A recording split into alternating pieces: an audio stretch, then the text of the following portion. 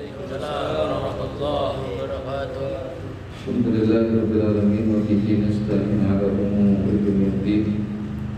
Salatu wassalamu ala asyrofil anbiya'i wal mursalin sayyidina wa habibina wa sayyidina wa dhurriyyatina wa maulana Muhammadin Allahumma shalli wa barik alaihi wa ala alihi wa ashabihi ajma'in, amma ba'du. Qala Allahu ta'ala fi mukammi tanzilihi wa huwa a'lamu bi muradihi. A'udzu billahi minasy syaithanir rajim. Bismillahirrahmanirrahim. Qalu subhanaka la ilma lana illa ma 'allamtana innaka antal alimul hakim. Wa qala aidan rabbi ishrah li sadri wa yassir li amri wahlul 'uqdatam min lisani yafqahu qawli. Sadaqallahul azim, sadaqa rasulun nabiyil habibul karim wa ala dzalika minas syahidin wa syakirin walhamdulillahi rabbil alamin.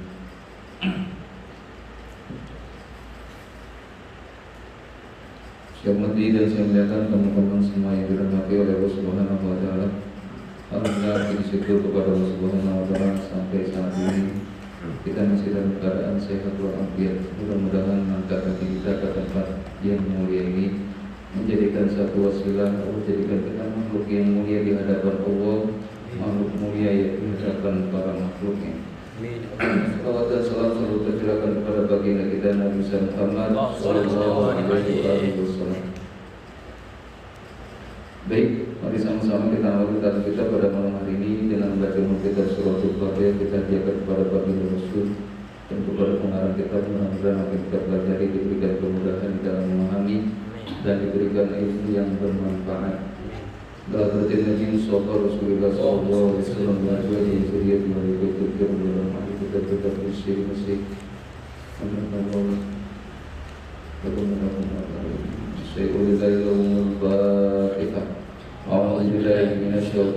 Bismillahirrahmanirrahim. Alhamdulillahirabbil alamin arrahmanir rahim maliki yaumiddin. Iyyaka na'budu wa iyyaka nasta'in ihdinas siratal mustaqim siratal ladzina an'amta 'alaihim ghairil maghdubi 'alaihim waladdallin. Amin. Baik, kita sampai di maqalah yang keberapa? 36.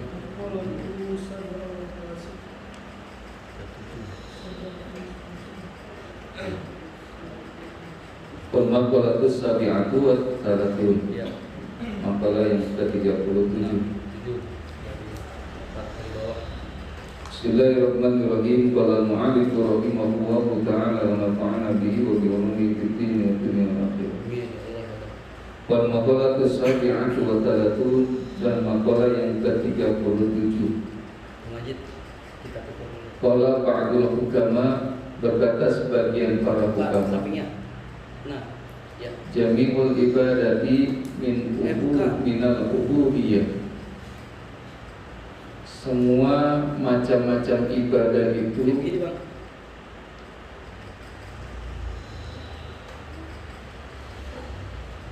minal ubudiyati, dari hal pengabdiannya, min arkanil islami, yakni dari rukun Islam.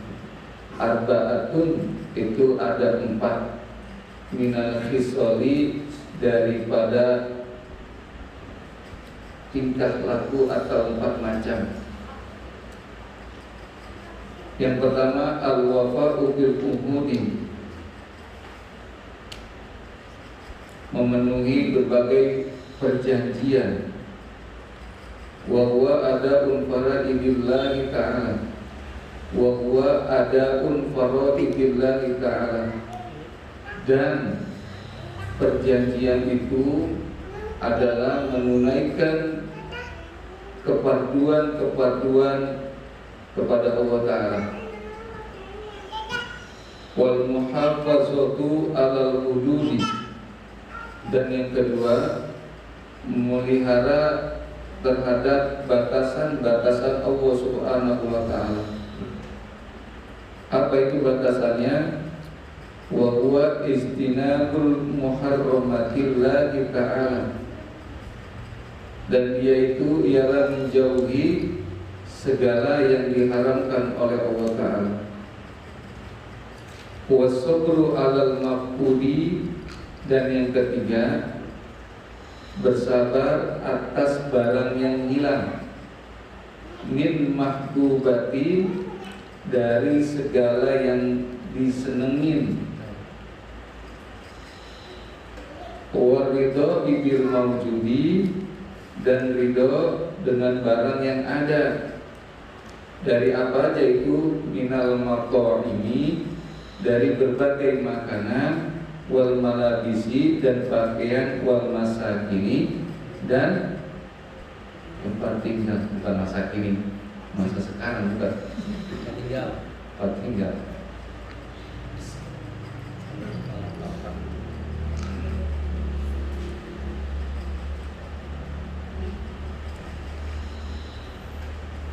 Jadi menurut sebagian para ulama hukama, semua ibadah yang bentuknya pengabdian itu ada 4 dari rukun Islam.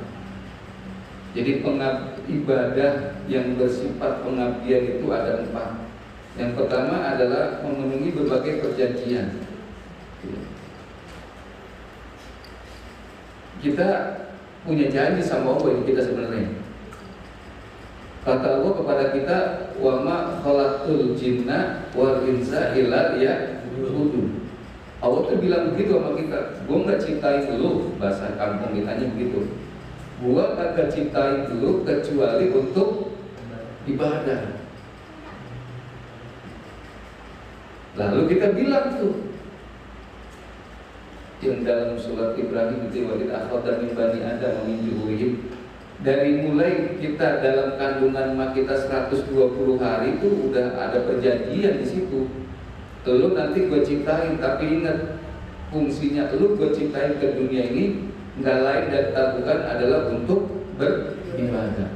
Maka ibadah ubudiyah yang pertama itu adalah memenuhi janji-janji kita kepada Allah Subhanahu wa ta'ala. Janji kita cuma 5 sih, sholat 5 waktu, cuma 5 waktu itu janji kita. Janji kita cuma sholat, apalagi zakat, apalagi puasa, apalagi pergi haji. Kalau mampu, kalau kagak mampu nganterin orang haji. Nggak mampu nganterin, doain orang haji. Nggak mampu doain, salaman sama orang haji. Itu cuma 5 sih, cuma rukun Islam doang. Yang 5 itu janji kita. Janji kita yang mesti kita tepatin. Apa di situ ada sholat tahajud? Nggak ada, itu mah tambahan. Sholat duha nggak ada tambahan. Puasa Senin Kamis nggak ada, itu mah tambahan, bonus. Tapi yang terpenting adalah menepati kita janji kepada Allah dengan melaksanakan ibadah-ibadah yang fardu. Jadi begini, kalau ada orang melaksanakan ibadah fardu lalu berbilang saya mau belum ikhlas, nggak bisa. Kalau ibadah fardu nggak ada cerita ikhlas. Lu mau ikhlas kayak mau kagak kayak lu mau wajib sembahyang mau waktu. Saya berat banget nih sembahyang isya, bodoh amat mau berat, yang penting wajib sembahyang. Kalau ada orang punya prinsip, memang ibadah itu dilihat dari nilai ikhlasnya, cakep emang betul. Tapi buat kita untuk melatih ikhlas, untuk menjadi orang yang mukhlis, menjadi orang yang ikhlas nggak gampang. Makanya ada ibadah wajib, ada ibadah sunnah. Di mana ibadah wajib ini adalah melatih kita untuk jadi orang yang ikhlas. Kalau dia sudah melaksanakan ibadah yang sunnah, berarti udah orang ikhlas. Kan guru ibadah 5 waktu itu udah dipecut. Ini enggak sembahyang, marahin. Tuh akhirnya ini sembahyang bisa membaca pakaiannya sambil kayak ikan cucut menyemani. Kesel banget kesel gini. Bodoh amat itu urusan, ngurusi apa kan. Yang penting sholat kan begitu. Yang penting sholat. Kalau begitu gak usah sembahyang, terus saya kayak sembahyang kagak ikhlas banget. Lah sembahyang bisa mau ikhlas mau kagak. Bukan persyaratan ikhlas kagak, bayang mah. Iya. Nggak ada persyaratan kita mengaji di fikih lama, ada kali persyaratan sholat 5 waktu, syarat sembahyang isya itu harus ikhlas. Ada kan? Ada. Yang ada cuma 17 atau 14 syarat itu rukun syarat melaksanakan sholat, cuma itu kagak ada tertera di bawahnya ikhlas, kagak ada. Kalau begitu banyak yang ninggalin. Artinya kalau sholat 5 waktu, mau ikhlas kek, mau kagak kek, wajib sholat udah gitu aja. Nah, orang akan kelihatan ikhlasnya setelah dia melaksanakan sholat fardu, kemudian dia melaksanakan sholat sunnah, itu ikhlasnya ketahuan. Puasa Ramadan kagak kuat, ya mau kuat ya mau kagak. Masa ada orang mati gara-gara puasa? Inna lillahi wa inna ilaihi rajiun. Alhamdulillah gak kuat puasa 3 hari mati, gak ada. Gak ada orang gara-gara puasa mati, gak ada. Gak ada. Nah, ketika dia menjalankan puasa Ramadan, mau kuat kek, mau kagak kek, mau ikhlas kek, mau berat kek, mau apa terserah. Jadi begitu dia menjalankan puasa Ramadan selesai, puasa yang wajib, dia laksanakan juga puasa sunnah, berarti ikhlasnya ketahuan tuh. Kalau ada orang yang sejak-jek seumur hidup cuma Ramadan doang yang dia puasain, berarti dia melaksanakan puasa itu karena kayak terpaksa, mau kagak mau dah, enak kagak enak dah, ikhlas kagak ikhlas dah. Tapi kalau ada puasa-puasa tambahan itu terlihat dari keikhlasan dia puasa. Iya.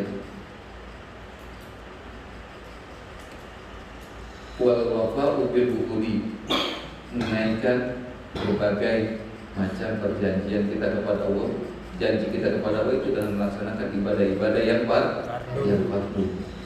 Berarti kalau boleh kita ukur, melaksanakan ibadah fardu sama melaksanakan ibadah sunnah, derajatnya tinggian melaksanakan ibadah sunnah. Karena kalau dia udah melaksanakan sunnah, udah pasti dia ngerjain fardu. Dan lebih berat. Iya. Dan lebih berat. Jadi kalau ada orang merasa berat untuk melaksanakan sholat subuh, apanya yang berat? Yang berat buat sembahyang subuh? Enggak, apanya yang berat? Lu doang yang sembahyang. Kan gitu ya. Kecuali di kampung kali dia doang yang sembahyang subuh. Yang lain kagak, karena ketumpangan dia semua sekampung bayang dia wakil sujudnya tak kuat ngangkat. Gara-gara orang sekampung sini nggak pada sembahyang subuh, jadi semua jadi buat lu jadi berat banget ngangkatnya ini. Kan kagak. Jadi nggak ada istilah sembahyang 5 waktu berat buat cemen. Karena kenapa? Bukan lu doang yang sembahyang, Johor. Gua juga sembahyang, bukan lu doang yang lagi enak-enak tidur bangun sembahyang subuh. Gua juga bangun, tapi yang berat itu sholat tahajud. Yang orang sekampung lagi tidur, gua bangun. Itu yang berat. Jadi kalau ada orang, aduh alhamdulillah berat banget sembahyang, malu bayang jam 3, bayang apa? Bayang Isya. Agak berat bayang jam 2 apa? Lu kayak PA, kenapa bisa tidur bangun jam 3 kayak gitu? Tinggian. Jadi kalau sembahyang jam 3 sholat tahajud berat, wajar. Kenapa? Gua pada tidur, yang lain tidur, ente bangun, itu baru. Tapi kalau sembahyang Isyanya jam 3, salah sendiri, lu ngapa milih waktu yang berat, ketiduran, gara-garanya sholat waktunya kagak di awal, kan begitu. Makanya sih begini, kalau untuk 5 waktu ada istilah berat, karena kita nge-tracking apa, kita ini merasa berat karena biasanya udah di pertengahan waktu atau di akhir waktu, jadi merasa berat. Coba antum sembahyang habis azan langsung berangkat ke musola atau langsung melaksanakan sholat, itu nggak jadi berat itu. Jadi waktu zuhur ke asar lama, jauh. Ada zuhur, langsung sembahyang, selesai sembahyang lama, sembahyang Johor, sembahyang asar ya, belum sampai. Itu yang jadi berat itu kalau sembahyang zuhur jam 3 atau setengah 3.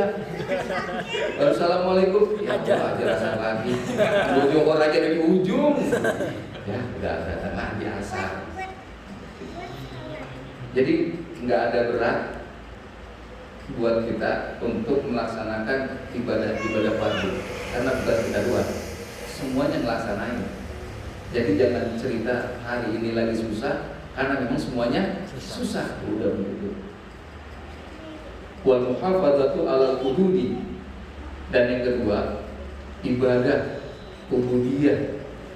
Yang kedua adalah memelihara terhadap batasan-batasan Allah Subhanahu wa taala. Batasan Allah cuma satu sih sebenarnya, bukan 2. Haram, udah nggak ada lagi. Kalau makruh mah cuma dibenci, cuman ya nggak dilihat lagi, kita melengos aja begitu, tapi masih dianggap sih. Tapi yang paling Allah larang itu cuma satu, Ada kita ini banyak mindset di otak kita, aduh ada halal, ada haram, ada makruh, ada mubah, kan begitu. Padahal di antara 4 ini cuma satu tuh haram doang. Jadi mubah mah ya jangan dihitung, jangan dihitung, mubah mah orang boleh, kan begitu ya. Makruh ya boleh lah itu, cuman yang sebatas makruh ya nilainya makruh. Tapi kalau keseringan melakukan kemakruhan, lama-lama kan mendekatkan pada haram. Makanya makruh itu laku kuning. Antum sering makan jengkol, itu makruh. Makan jengkol, merokok, perkara-perkara yang makruh jangan baca bismillah kalau lagi makan. Iya, kalau kita makan jengkol, di piring ada jengkol, ada bakwan, makan dulu yang pertama baca bismillah, baru makan nasi, makan bakwan. Jadi antum tuh makannya bukan makan jengkol, baca bismillah buat makan nasi sama bakwan, di pertengahan ada jengkol, baru antum makan jengkol, gak kena itu, gak kena hukum makruh membaca bismillah. Jadi jangan mau merokok aja mentang-mentang santri, bismillahirrahmanirrahim. Lumayan Bang Haji, kalau ada 12 batang 12 bismillah, tempat yang salah. Lu lagi melakukan pemakruhan baca bismillah. Udah habis alhamdulillah ya. Ya ada 12 batang kuncian. Rokoknya mati, Allahu Akbar, subhanallah. Ada apa ini rokok mati di tengah jalan? Ada yang ngomongin kayak ini. Salah zikir. Salah zikir. Ya orang la ilaha illallah aja nggak boleh baca bismillah di depannya, karena itu udah zikiran mutlak. Jadi antum jangan bismillahirrahmanirrahim, la ilaha illallah, bismillahirrahmanirrahim. Ya sama ditinggal orang gitu. La ilaha illallah aja nggak pakai bismillah, subhanallah, subhanallah, bismillahirrahmanirrahim, subhanallah. Kan dia kebaikan ini Bang Haji. Zikir, harus dia balik pakai bismillah. Itu zikiran yang udah mutlak, nggak usah pakai bismillah. Bang Haji kita lihat. Wasabru alal maqudi. Yang ketiga adalah sabar atas barang yang hilang. Dari apa? Mahbubatin, dari barang yang kita cintai. Kalau barang yang hilang yang kita gedeng mah, yang kita lagi Arab-Arab. Padahal jelek hilang yang kita lagi Arab-Arab. Biar negara bagus. Tapi yang namanya ibadah yang menyangkut ubudiyah itu yang paling berat itu ketika kita harus sabar terhadap kehilangan sesuatu yang kita cintai. Ya termasuk kalau kita lagi pacaran ditinggal pacar kita kali ya. Ya Allah, lagi senang-senangnya, lagi cita-citanya itu perlu sabar, latihan sabar. Makanya kalau kita melatihan sabar, kita jangan orang laki jangan memutusin cewek, kalau bisa kita yang diputusin. Biar istrinya lagi dapet. Biar Bang butuh cinta yang kan, lu aja putusin gua. Wah yang kayaknya kalau ini kurang dasar. Dan lagi cewek kita benar-benar cinta sama tuh cewek sampai tuh cewek mutusin kita. Tapi jangan keseringan tak kalau kita udah putusin kan. Motor yang kita punya kita sayangin, hilang. Colong. Itu kalau orang yang ibadahnya cakep kepada Allah Subhanahu Wa Taala, ya dia sadar betul. Kan lillahi ma fis samawati wa ma fil ardh. Lillahi milik Allah ma sesuatu fis samawati yang ada di langit wa ma fil ardh, dan semua sesuatu yang ada di bumi. Ketika motor kita lagi seneng-senengnya hilang, ya emang Allah pengen ngilangin dari kita. Mungkin apa? Ada kemaslahatannya buat kita. Iya, kurang sedekah kali juga. Yang kedua, berbaik sangka bahwa mungkin terakhir diganti. Belum ada yang diganti, jalan kaki terus. Oh mungkin Allah pengen sehat, terus jalan kaki. Sampai kapalan ini Bang Haji. Ya, emang sampai kapalan kali itu begitu. Zon ya. Kapalan. Jadi sabar itu kalau kehilangan yang jelek, ya bukan sabar namanya ya. Kita kehilangan sesuatu yang kita benci, hilang. Tapi kalau kehilangan sesuatu yang kita cintai, subhanallah, kehilangan orang tua, kehilangan sahabat, kerabat yang kita senengin, itu bagian daripada ibadah ubudiyah. Yang keempat adalah waridho bil maujudi, ridho dengan barang yang ada. Tadi kita sabar barang yang hilang. Yang keempatnya adalah sabar ridho dengan barang yang kita miliki yang ada. Dari mana? Mat'ami, dari makanan. Yang kata orang tua, yang kagak ada jangan yang ada udah nikmatin. Makan yang adanya makan telur, ya udah makan telur. Jangan mana ini daging yang kagak ada dicari. Jangan ikan. Iya, belum ada maulid bang, jadi kagak ada maulid. Kayak maulid kagak ada, jadi daging kagak ada. Ridho terhadap yang ada begitu. Baju yang ada kita pakai, yang kagak ada jangan dicari. Motor yang ada pegang, jangan nyari Supra. Yang ada yang pegang nikmatin.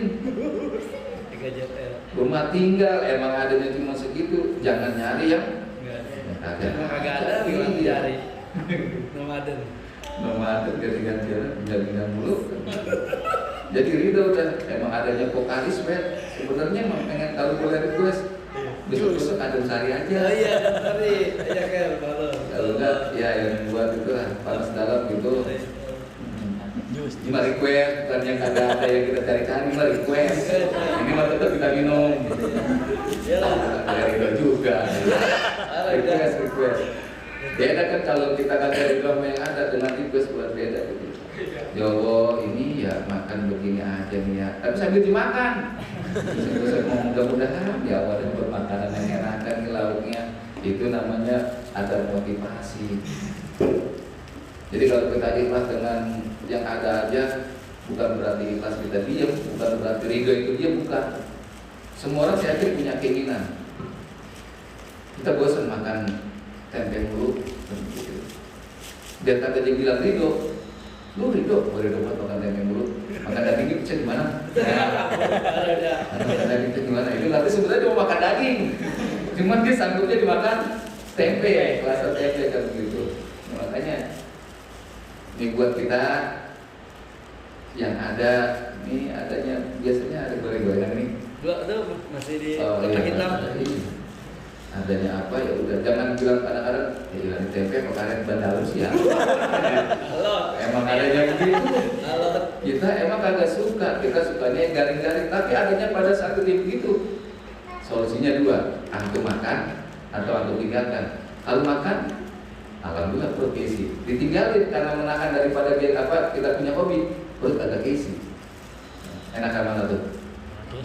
Makan aja udah. Emang sih saya punya hobi kalau yang tempenya garing, tapi sambil makan aja tuh. Kalau mau kan dapat kayak bandal gini. Ya udah nikmatin aja supaya pas saya tahu cerita kalau ada tempe juga ya kayak bandal, kan ada cerita juga. Ya jangan yang garing mulu gitu. Baju pakaian kita adanya emang kita mau berangkat ngaji adanya yang seada-adanya ya udah seada-adanya pakai. Sebab kalau kita nggak terima, kita jadi nggak berangkat ngaji. Agak ada baju koko, nggak ngaji kan? Ada baju koko. Padahal mah persyaratan ngaji kan nggak ada. Syarat ngaji pakai baju koko, ikat gigi, pakai siwak, pakai wangi-wangian nggak ada tuh. Ya udah pakai yang ada berangkatnya. Rumah tinggal juga sama. Nikmatin yang ada. Melihatnya ke bawah, jangan melihat ke atas. Karena di atas itu adalah saudara kita yang lagi tinggal di lantai 2. Dia jangan melihat ke atas. Iya benar. Melihat ke atas kan kampung-kampung ada. Sebab kalau kata Iwan Fals itu keinginan itu sumber penderitaan. Kata Iwan Fals itu keinginan sumber penderitaan adanya di dalam pikiran. Itu kalau kita tinggal di rumah padahal kagak ngontrak, cuman karena kita nggak ridho gitu. Nah, rumah segini banget ini yang mau datang dia banget. Setiap hari begitu mulu setiap hari itu udah gak ada surganya tuh rumah. Nggak ada yang namanya baik di jalan itu nggak dapat di situ. Karena kenapa? Karena yang dilihat adalah rumah orang lain bukan rumah dunia. Kenapa Rasulullah rumahnya segitu kecilnya tapi menjadi baik di jalan bukan karena berapa luas rumahnya, tapi berapa lapang hatinya menerima rumah kecil.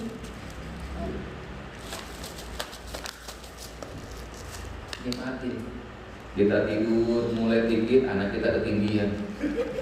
Kita tidur kaki gelonjorin mentok ke lemari pintu lemari. Loh itu begini amat ya. Itu masih mending kita hidup bisa tiduran. Ada orang yang tidurannya di dalam gerobak. Boro-boro dia mau mulai bisa nyemplung ke kali, orang tidur ke kali. Jadi kita masih mending ngulet tapi masih di situ-situ aja. Coba kalau yang gembel-gembel itu di bawah jembatan, emang dipesan lo kalau tidur sini jangan ngulet. Iya, lintas dong. Belum, kalau jadi tidur di pinggir kali. Mulai jatuh. Jadi tidur dilarang ngulet, bagaimana orang tidur dilarang ngulet? Sedangkan dia kagak sadar. Bismillahirrahmanirrahim. Babul qaunisiyu. Ini bab yang ke bab hukumasi, nasihat yang kelima. Wa fihi, dan di dalam bab hukumasi, wa fihi, dan di dalam bab ini sab'un wa isruna mau'izatan, itu ada 27 nasihat. Sittatun akhbarun, yang enamnya mau'izah itu berupa hadis Nabi. Wal baqiyatun athar, dan sisanya adalah athar para sahabat. Wal maqalatul ula, maqalah yang pertama, ruya anin Nabi sallallahu alaihi wasallam, diriwayatkan dari Nabi sallallahu alaihi wasallam, man ahana, barang siapa yang menghinakan, aidallah, yakni yang menghinakan, khamsatan, 5 golongan, minan nasi, dari manusia, khosiro khamsatan, maka ia merugi dengan 5 perkara. Ay ahlaka khamsata umurin, yakni dia binasa pada 5 perkara. Jadi siapa orang yang menghinakan 5 perkara, maka dia akan memperoleh 5 kerugian dalam dirinya. Apa itu? Yang pertama, man istakhaffa bil ulama. Yang pertama, barang siapa yang menyepelekan ulama, bi antaro takzimuhum, dengan cara meninggalkan pada mengagungkan atau takzim kepada beliau, khosirodina, maka merugi dia dalam agama. Fa innahum, karena bahwasanya ulama itu mahdinu syariati, adalah sumber syariat. Kalau ada 5, dia menghinakan 5, merendahkan yang 5, maka dia akan memperoleh 5 kerugian. Yang pertama adalah orang yang menyepelekan ulama, maka dia akan memperoleh kerugian di dalam agamanya. Karena kenapa? Karena ulama itu adalah menjadi sumber syariat pengetahuan agama. Kalau dia menyepelekan ulama, kan berarti dia nggak mendekat sama ulama. Kalau nggak dekat sama ulama, bagaimana ibadahnya?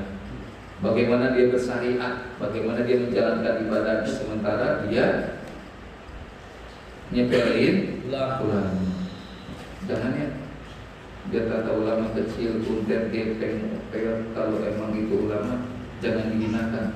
Bukan fisiknya, tapi kita memuliakan kepada beliau karena keilmuannya. Waman istakhaffa bil umara, dan barang siapa yang menyepelekan kepada umara, pemimpin, ail maluki, yakni kepada raja-raja atau penguasa, khasirat dunia, maka merugi ia pada dunia. Di annahum, karena bahwasanya umara alladzina yurtibuna, ialah orang-orang yang mengatur umur dunia, akan urusan dunia. Wajimamuha bi aidihim, dan kepada urusan dunia itu berada di tangannya. Ulama jangan diremehkan. Karena kenapa? Kalau diremehkan kita akan mengalami kerugian di dalam beragama. Umaro, pemimpin kita juga jangan diremehkan. Karena kenapa? Kalau kita remehkan pemimpin dunia, pemimpin negara, kita akan mengalami kerugian di dunia. Karena kenapa? Karena urusan di tangan mereka itu urusan dunia. Jadi begini, ini sebenarnya ada kita yang pro dengan pemerintah, ada yang kontra, itu hal yang wajar. Kalau semua ulama kontra sama pemerintah, lalu pemerintah karena tidak ada ulama yang sependapat sama dia, akhirnya pemerintah mengeluarkan undang-undang yang dibantu dengan seluruh elemen daripada penyelenggara pemerintahan negara. Mau bilang apa ulama coba? Ngadain pengajian nggak dikasih sama pemerintah. Karena kenapa ulamanya nggak dikerja sama?